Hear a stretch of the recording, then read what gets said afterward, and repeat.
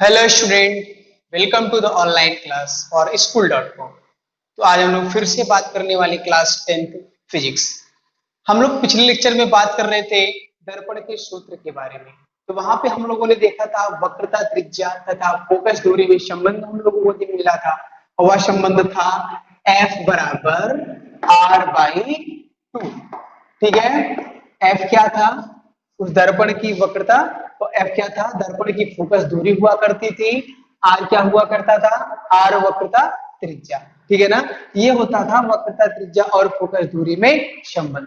हम लोग ये कह सकते हैं जो वक्रता त्रिज्या होती है वो फोकस दूरी की क्या होती है, दोगुने के बराबर, या ये कह सकते हैं फोकस दूरी वक्रता त्रिज्या के आधे के बराबर होती है। ठीक है ना, हम लोगों ने उसके बाद देखा था दर्पण का सूत्र, जो UVF में संबंध था वो था 1/F बराबर 1/V प्लस 1/U।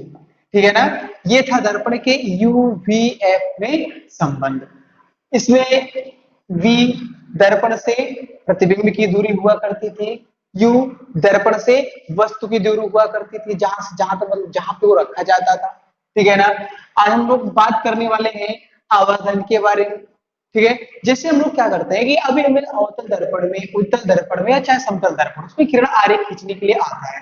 हम लोग आसानी से किरण आरेख खींच सकते हैं। ठीक है ना, और किरण आरेख खींच करके हम लोग उसको देख करके स्पष्ट करके बता सकते हैं उसकी प्रकृति कैसी है, उसका आकार कैसा है, उसकी स्थिति कैसी है। और यही बात जब न्यूमेरिकल में आता है, तो न्यूमेरिकल के लिए तो कोई चित्र होता नहीं है, वहां पे तो हमें क्या करना होगा, कोई हमारे पास फार्मूला होगा जिसके द्वारा हम लोग क्या करेंगे, पता करेंगे कि उसके पास प्रकृति क्या होती है, उसकी स्थिति क्या होती है, उसका आकार क्या होता है। ठीक है ना, तो हम लोग जब भी इस दर्पण का यूज मतलब सूत्र यूज करेंगे, इस दर्पण के सूत्र में हमें अगर जरूरत होगी तो हम या क्या याद कर लेंगे, दर्पण के सामने वस्तु कितनी दूरी पर रखी गई है। हम ये प्राप्त कर सकते हैं कि अगर वस्तु दर्पण के सामने कहीं रखी गई तो उसका प्रतिबिंब कहाँ बन रहा है, अर्थात उसकी स्थिति के बारे में पता कर सकते हैं। तो ये होगी प्रतिबिंब की स्थिति, V क्या हुआ करेगी, प्रतिबिंब की स्थिति, U क्या हुआ करेगी, वस्तु की स्थिति। ठीक है ना, बाकी आप फोकस दूरी तो जानते हैं, फोकस दूरी तो कंफर्म होता ही है। ठीक है ना, अगर बाकी चीजें पता था फोकस दूरी को भी ज्ञात कर सकते हैं। अब बात ये आता है हम इसकी प्रकृति को कैसे स्पष्ट करेंगे, और ये वस्तु के आकार से छोटा है या वस्तु के आकार से बड़ा है, हम लोग इसको कैसे स्पष्ट करेंगे। ठीक है ना, तो अब हम लोग बात करने वाले हैं एक ऐसे टॉपिक की जो बोर्ड के पेपर में इसकी परिभाषा भी आता है और इसके छोटे बड़े न्यूमेरिकल भी आते हैं। वह बात है रेखीय आवर्धन के बारे में। रेखीय आवर्धन, ठीक है। रेखीय आवर्धन के बाद हम लोग पढ़ेंगे चिन्ह परिपाटी। ठीक है ना, कि कौन से चिन्ह परिपाटी में UVF कहाँ धनात्मक होता है और कहाँ क्या होता है, ये ऋणात्मक होता है। ठीक है, हम लोग अगर आवर्धन की बात करें तो आवर्धन का सीधा सीधा एक फार्मूला है, M बराबर होता है I/O। ठीक है ना, क्या होता है M बराबर I/O। I/O का मतलब ये है, ये I जो है ये है प्रतिबिंब। ठीक है ना, प्रतिबिंब की ऊंचाई, I का मतलब होता है इमेज। ठीक है ना, O का मतलब होता है ऑब्जेक्ट। ये जो प्रतिबिंब और वस्तु के जो अनुपात होते हैं ये क्या कहलाता है, रेखीय आवर्धन। तो हम इसे बोलते हैं क्या, जो प्रतिबिंब की ऊंचाई होती है वह वस्तु की ऊंचाई के साथ अनुपात में होगी। तो किसके बारे में बात करेगी, वह प्रतिबिंब के आवर्धन के बारे में, वस्तु के आवर्धन के बारे में बात करेगी, वस्तु प्रतिबिंब से छोटा है या बड़ा है। और दूसरी चीज, इसके प्रकृति को भी हम लोग स्पष्ट कर सकते हैं, इसकी प्रकृति कैसी होती है। ठीक है ना, हम लोग यहाँ पे क्या लिख सकते हैं, M बराबर I/O। तो परिभाषा क्या बनेगा, किसी गोलीय दर्पण में प्रतिबिंब की ऊंचाई तथा वस्तु की ऊंचाई के अनुपात को हम लोग क्या कहते हैं, रेखीय आवर्धन कहते हैं।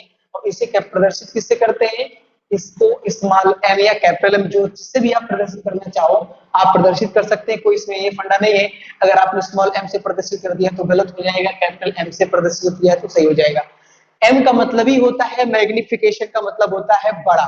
ठीक है ना, आवर्धित, हम लोग आवर्धित प्रतिबिंब के लिए क्या करते हैं, कहने का मतलब है यहाँ से हम लोग प्रतिबिंब की स्थिति को स्पष्ट कर सकते हैं और यहाँ से प्रकृति और उसके आकार के बारे में स्पष्ट कर सकते हैं। और किसी भी वस्तु का यही तीन कंडीशन होता है, प्रकृति, स्थिति और आकार। तो इसकी परिभाषा के बारे में बात करें तो फार्मूला हम लोगों के सामने है, तो परिभाषा इसी के आधार पे हम लोगों का बना बनाया तैयार है। तो हम लोग क्या बोलेंगे, गोलीय दर्पण में, गोलीय दर्पण में आई क्या है, प्रतिबिंब की ऊंचाई। गोलीय दर्पण में प्रतिबिंब की ऊंचाई, प्रतिबिंब की ऊंचाई, प्रतिबिंब की ऊंचाई तथा वो क्या है, वस्तु की ऊंचाई, तथा वस्तु की ऊंचाई, ऊंचाई के अनुपात को, के अनुपात को, के अनुपात को रेखीय आवर्धन कहते हैं। रेखीय आवर्धन कहते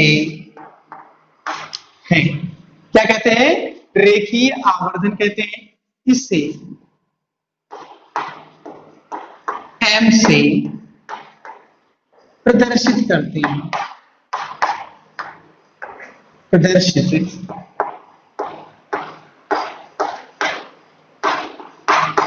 इसे m से प्रदर्शित करते हैं। तो हम लोग यहाँ पे फार्मूला क्या देख रहे हैं, m बराबर आई अपान ओ बराबर हो जाता है ये माइनस v अपान यू के भी बराबर होता है। ठीक है ना, ये है प्रतिबिंब और ये क्या है अपना वस्तु। ठीक है ना, तो फार्मूला क्या मिला हम लोगों को, m बराबर आई अपान ओ बराबर माइनस v अपान यू। इससे हम लोग ये देख सकते हैं कि हमारी प्रकृति कैसी होगी और उसके बाद हम लोग देख सकते हैं वस्तु के आकार से छोटा है कि वस्तु के आकार से बड़ा है।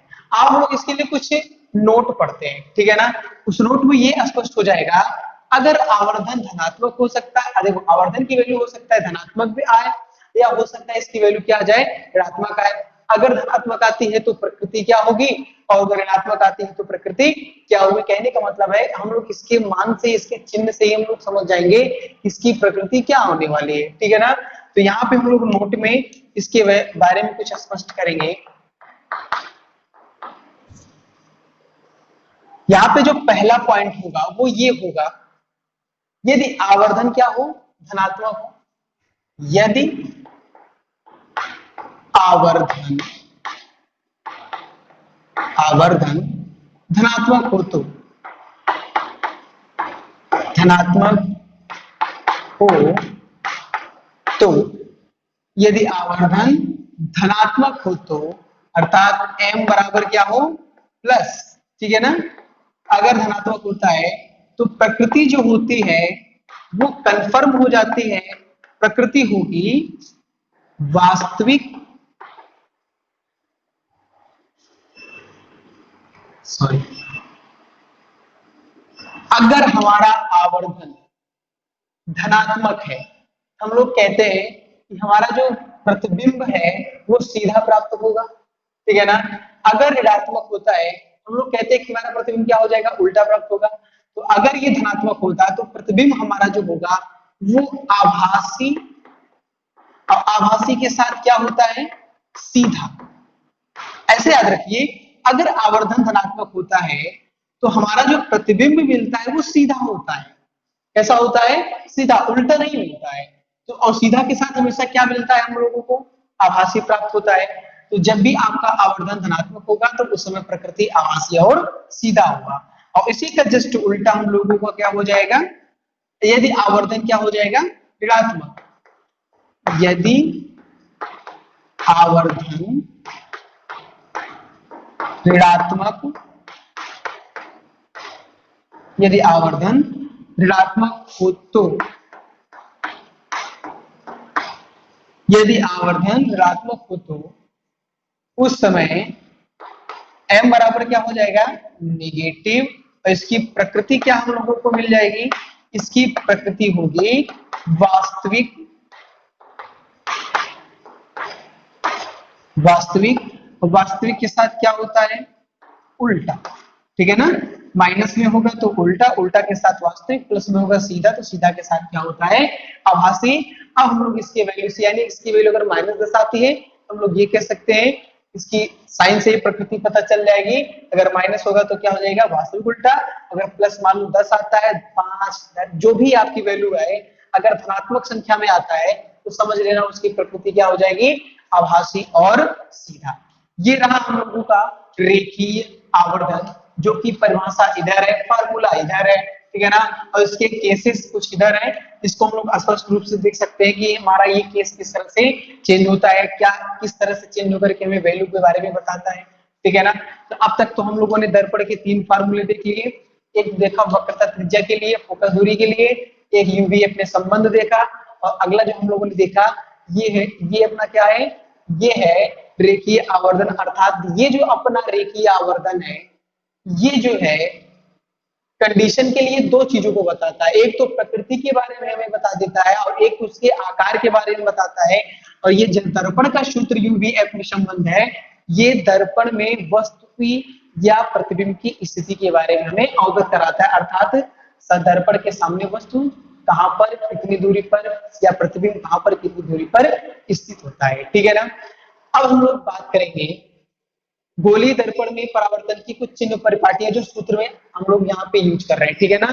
हमें कब आई को प्लस करना है, कब कहाँ आई को माइनस हो जाएगा, कब कहाँ v प्लस होगा, कब कहाँ u माइनस होगा, ठीक है ना। कहने का मतलब है इन सारे वैल्यू को हम लोग जब तक चिन्ह परिपाटी के माध्यम समझेंगे, क्योंकि इसका जो न्यूमेरिकल सॉल्व होता है वो ऐसे नहीं होता है कि आपने क्वेश्चन पढ़ा, आपको दर्पण के सामने वस्तु इतनी दूरी पर दिखाई दिया, प्रतिबिंब दिखाई दिया, आपने क्या किया, उठा के वैल्यू को रख दिया और आपका आंसर आ गया, ऐसा नहीं होता है।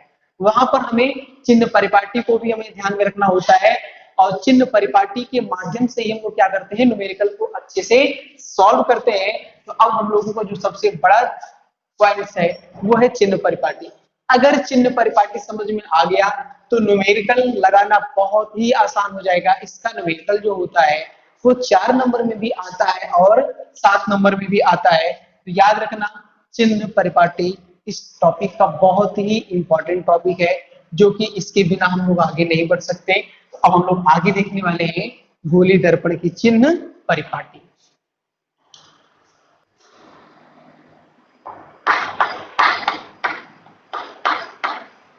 गोलीय दर्पण की चिन्ह परिपाटी।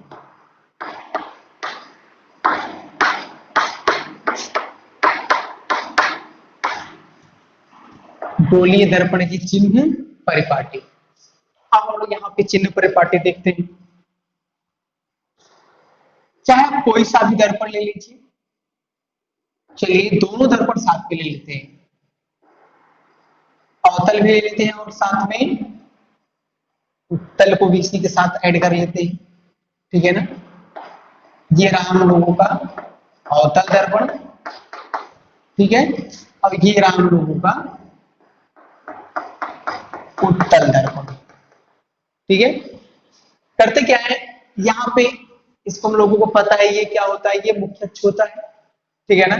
चलिए यहाँ पे हम लोग मुख्य अक्ष नहीं, यहाँ पे हम चतुर्थांश हम लोग बनाने का प्रयास करेंगे, ठीक है ना, क्योंकि हम लोगों को चिन्ह परिपाटी समझना है,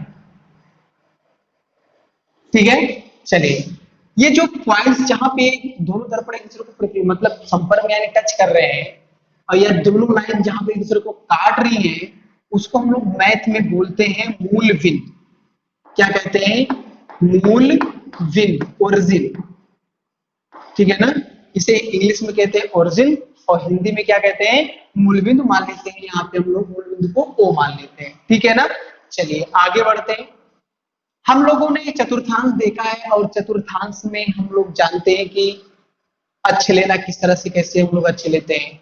तो यहाँ पे ये जो हम लोग दाहिनी तरफ जाएंगे तो हम लोगों को धनात्मक एक्स अक्ष प्राप्त होगा, ठीक है ना। अगर हम लोग बाई तरफ जाएंगे, इसी के जस्ट अपोजिट जाएंगे, तो हमें इसी की तरफ क्या प्राप्त होगा, उसी का उल्टा, अर्थात ये धनात्मक है तो ये कौन सा अक्ष हो जाएगा, ऋणात्मक अक्ष हो जाएगा। हम लोग एक को x अक्ष मान लेते हैं और एक साइड को y अक्ष मान लेते हैं। यहाँ पे z अक्ष मानने की कोई जरूरत नहीं है, हम बस केवल 2 ही चतुर्थांश लेने हैं, ठीक है ना। चलिए अब हम लोग ऊपर जाएंगे तो इसे मान लेंगे धनात्मक y अक्ष और नीचे जाएंगे तो मान लेंगे ऋणात्मक y अक्ष, ठीक है ना। जैसे इसका उल्टा माइनस, इसी का वैसे ही इसका उल्टा क्या हो जाएगा, माइनस y अक्ष, ठीक है ना। अब हम लोग यहाँ पे करेंगे क्या, कुछ बिंदुओं को देखेंगे। पहले तो हम लोग समझेंगे कि कैसे कहाँ धनात्मक होता है, कैसे कहाँ ऋणात्मक होता है। याद रखना चतुर्थांश में जितनी भी दूरियां मापी जाती हैं वह केवल मूल बिंदु से ही मापी जाती हैं, ठीक है ना। वो चाहे मैप में हो चाहे दर्पण की इस चिन्ह परिपट्टी में हो, ठीक है ना। आप जितनी भी दूरी मापेंगे वो कहाँ से मापेंगे, इस मूल बिंदु से ही। और आपको पता है यही हमारा दर्पण, यही हमारा P होता है, ठीक है ना। और यहीं से हम लोग दर्पण में दूरियों को भी मापते हैं, अर्थात जो पृथ्वी की दूरी होती है, वस्तु की दूरी होती है, फोकस दूरी होती है, सब हम लोग क्या करते हैं, यहीं से मानना शुरू करेंगे। तो अब हम लोग अगर कुछ ध्यान से देखें तो धनात्मक अक्ष की तरफ जाएंगे, अगर मूल बिंदु से हम लोग धनात्मक अक्ष की तरफ जाते हैं तो हम लोगों को जो भी वैल्यू मिलेगी वो कैसी मिलेगी, धनात्मक मिलेगी। कैसी मिलेगी, धनात्मक, ठीक है ना। और हम लोग अगर मूल बिंदु से माइनस x अक्ष की तरफ चलना प्रारंभ करेंगे, अर्थात यहां से इधर की तरफ चलना प्रारंभ करेंगे, तो हम लोगों को क्या मिलेगा, ऋणात्मक अक्ष मिलेगा, अर्थात ऋणात्मक वैल्यू मिलेगी। जो भी आएगा वो कैसा होगा, माइनस में वैल्यू आएगी, ठीक है ना। चलिए ये भी समझ में आ गया। सेम इसी प्रकार से अगर हम लोग मूल बिंदु से ऊपर की तरफ जाएंगे, अर्थात y अक्ष की धनात्मक y अक्ष की तरफ जाएंगे, तो हम लोगों को जो वैल्यू मिलेगी वो कैसे मिलेगी, धनात्मक मिलेगी, ठीक है ना। और इसी के जस्ट हम लोग नीचे आएंगे, अर्थात माइनस y अक्ष की ओर चलना प्रारंभ करेंगे, तो हम लोगों को वैल्यू क्या मिलेगी, ऋणात्मक वैल्यू मिलेगी, ठीक है ना। चलिए ये तो कंफर्म हो गया कि हम लोगों को कहाँ धनात्मक लेना है और कहाँ क्या लेना है, ऋणात्मक लेना है, ठीक है ना। चलिए अब जब ये चीजें कंफर्म हो गए, अब हम लोग याद करते हैं, हम लोगों ने चिन्ह परिपाटी पढ़ी थी समतल दर्पण, अवतल दर्पण और उत्तल दर्पण के बारे में, ठीक है ना। तो हम लोग सबसे पहले अवतल दर्पण के बारे में बात करें तो ये हम लोगों का अवतल दर्पण है, अवतल, ठीक है ना। और ये हम लोगों का कैसा है, उत्तल। अगर ध्यान से देखें तो इस अवतल दर्पण में, ठीक है ना, कुल कितने प्रतिबिंब बनते थे, 6 प्रतिबिंब बनते थे, ठीक है ना। और उत्तल दर्पण में भी कुल कितने प्रतिबिंब बनते थे, 6 प्रतिबिंब बनते थे, ठीक है ना। अगर हम लोग ध्यान से देखें, चाहे वो उत्तल दर्पण हो, चाहे वो अवतल दर्पण हो, और चाहे वो समतल दर्पण हो, ठीक है ना, हमेशा वस्तु कहाँ रखी होती थी, दाहिने तरफ की बाएं तरफ, हमेशा वो बाएं भाग पे होती थी, ठीक है ना। अगर यू, हम लोग दर्पण को हम लोग क्या बोलते हैं, दर्पण से जो वस्तु की दूरी होती है हम लोग उसको किससे बोलते हैं, यू से बोलते हैं, ठीक है ना। तो ये जो यू होता है वो हमेशा किधर की तरफ होता है, बाएं तरफ, ठीक है ना। बाएं तरफ आपका कौन सा अक्ष है, ऋणात्मक x अक्ष है। अगर बाईं तरफ अपना ऋणात्मक x अक्ष है तो यहाँ पे हम लोगों को पता है कि जो ऋणात्मक x अक्ष पे वैल्यू मिलेगी वो सारी वैल्यू क्या होती है, ऋणात्मक। इसलिए अपना जो वस्तु होता है ये कभी धनात्मक नहीं होता है, हमेशा के लिए वो ये ऋणात्मक होता है, चाहे वो उत्तल दर्पण हो, समतल दर्पण हो या अवतल दर्पण हो। तो सबके लिए जो कॉमन सी बात होती है, यहाँ पे हम लोग लिख ले चिन्ह परिपाटी, अवतल दर्पण, और एक साइड लिख ले उत्तल दर्पण, उत्तल दर्पण, ठीक है ना। तो हम लोग को पता है जो प्रकाश की किरण होती है वो बाएं भाग से ही चलती है, दर्पण से टकराएगी, तो जो यू होगा, ठीक है ना, और इसके लिए भी जो यू होगा वो सेम होगा, अर्थात ये भी निगेटिव होगा और ये भी निगेटिव होगा। अच्छा कैसे पता चला ये निगेटिव होगा, क्योंकि ये ऋणात्मक x अक्ष की तरफ है। चलिए अब आगे बढ़ते हैं स्टेप। अब बात करते हैं अवतल दर्पण के फोकस के बारे में बात करते हैं, ठीक है ना। अवतल दर्पण, देखो अवतल दर्पण इधर की ओर झुका है, वृत्त इधर की ओर बनाएगा तो फोकस भी इसका इधर की तरफ होगा, ठीक है ना। अगर फोकस इसका इधर की तरफ है तो तुम्हें पता है फोकस यहाँ इसके लिए ये होगा, और अवतल के लिए, उत्तल के लिए क्या हो जाएगा, इधर की तरफ होगा। तो अगर हम लोग देखें ये जो F है, ये F किसके लिए है, ये अवतल के लिए है। तो ये किधर की तरफ है, एक्स अक्ष की तरफ। कौन सा एक्स अक्ष, ऋणात्मक एक्स अक्ष। अगर ऋणात्मक एक्स अक्ष, इसका मतलब जो भी फोकस की वैल्यू मिलेगी वो कभी भी धनात्मक नहीं प्राप्त होने वाली है, अर्थात इसकी जो भी वैल्यू मिलेगी वो हमेशा कैसी होगी, ऋणात्मक होगी, अर्थात अवतल दर्पण की फोकस दूरी कभी धनात्मक नहीं होती है। तो यहाँ पे हम लोग जो फोकस लिखेंगे वो जो फोकस होगा वो इसके लिए क्या हो जाएगा, हमेशा से नेगेटिव। अच्छा, इसी तरह से हम लोग चले उत्तल दर्पण की तरफ, अगर थोड़ा सा ध्यान दे तो उत्तल दर्पण में ये जो फोकस होता है ये कभी इधर इधर नहीं होता है, क्योंकि झुका ये इधर की तरफ होता है तो फोकस इसका इधर की तरफ होगा। तो ये जो यहाँ पे फोकस हम लोगों को दिखाई दे रहा है ये क्या होगा, ये धनात्मक एक्स अक्ष की तरफ है।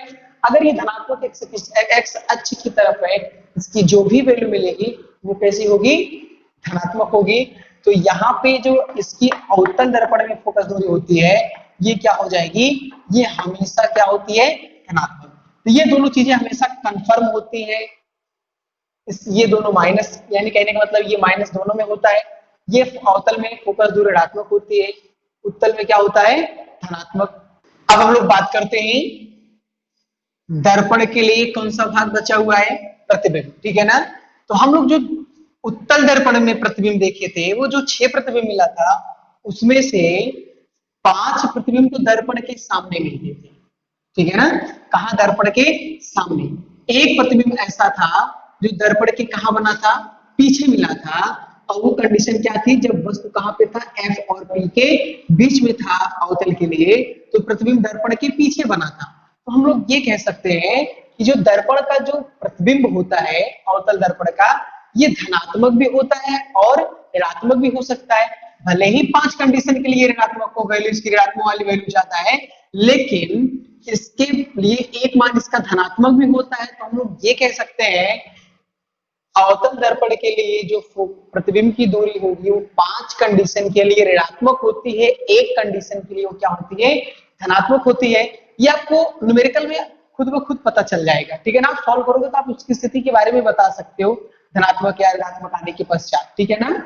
तो यहाँ पे जो इसके लिए फोकस, इसके लिए जो प्रतिबिंब की दूरी होती है v होती है, ये ऋणात्मक भी होती है और ये धनात्मक भी होती है। बस याद रखना केवल एक मान के लिए ये धनात्मक होती है, बाकी 5 मान के लिए क्या होती है, ये ऋणात्मक। कहने का मतलब इसकी ऋणात्मक वाली वैल्यू अधिक होती है, ठीक है ना।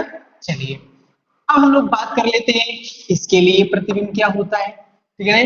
तो आपको पता है जो उत्तल दर्पण में हम लोगों ने प्रतिबिंब का बनना देखा था, वहां पर जो प्रतिबिंब हम लोगों को मिला था वो 2 ही प्रतिबिंब मिला था, ठीक है ना। और कोई भी प्रतिबिंब दर्पण के सामने नहीं मिला था, सारे प्रतिबिंब दर्पण के पीछे मिले थे, ठीक है ना। जब ये सभी दर्पण के पीछे मिलेंगे तो बताओ मूल बिंदु से इधर की तरफ दर्पण का पीछा वाला भाग है, ठीक है ना। दर्पण की इधर की तरफ जितने भी प्रतिबिंब मिलते हैं उसे हम धनात्मक कैटेगरी में डालते हैं।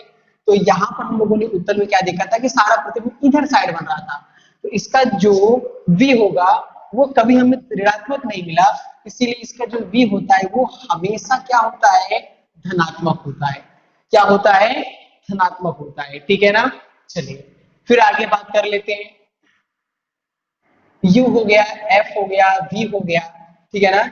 अब वक्रता त्रिज्या के बारे में बात करते हैं, ठीक है ना। वक्रता त्रिज्या को खोजना बहुत ही आसान है। आप लोगों ने f बराबर r/2 पढ़ा था। अगर फोकस दूरी जिसकी ऋणात्मक होगी उसकी वक्रता त्रिज्या भी क्या होगी, ऋणात्मक होगी। वक्रता त्रिज्या भी ऋणात्मक होगी। इसकी भी वक्रता, अगर इसकी फोकस दूरी धनात्मक है तो इसकी वक्रता त्रिज्या क्या होगी, धनात्मक। कहने का मतलब है वक्रता त्रिज्या फोकस पर निर्भर करता है, ठीक है ना। जैसे हम लोगों ने पढ़ा था f बराबर r/2, अगर f की वैल्यू नेगेटिव है तो r की वैल्यू नेगेटिव आएगी। अगर f की वैल्यू पॉजिटिव है तो r की वैल्यू क्या आएगी, पॉजिटिव आएगी, ठीक है ना। चलिए हम लोगों ने वक्रता त्रिज्या को भी स्पष्ट कर लिया, ठीक है। अब बचा प्रतिबिंब, ठीक है ना, प्रतिबिंब की ऊंचाई, ठीक है।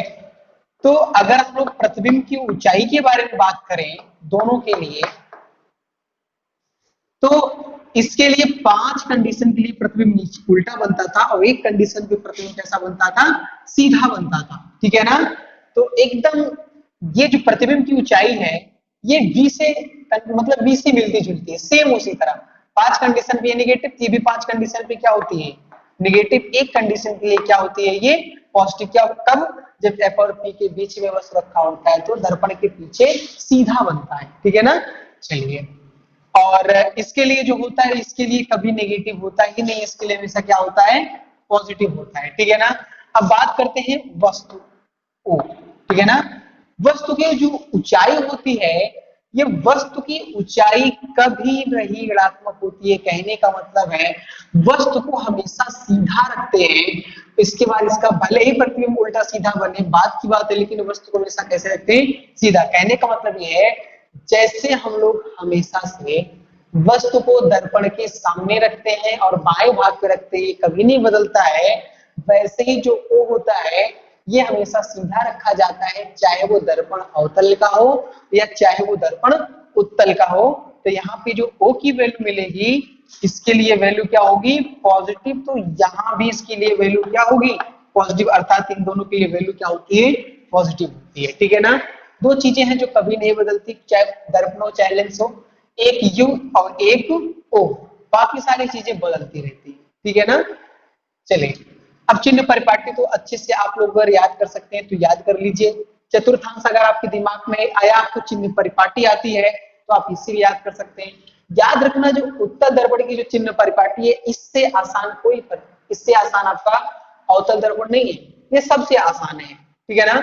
इसमें U को छोड़ करके बाकी सभी क्या होते हैं धनात्मक, U को छोड़ करके बाकी सभी क्या होते हैं धनात्मक। और यहाँ पे बताओ U V F तीनों निगेटिव होते हैं, एक मान के लिए आपका V पॉजिटिव होता है।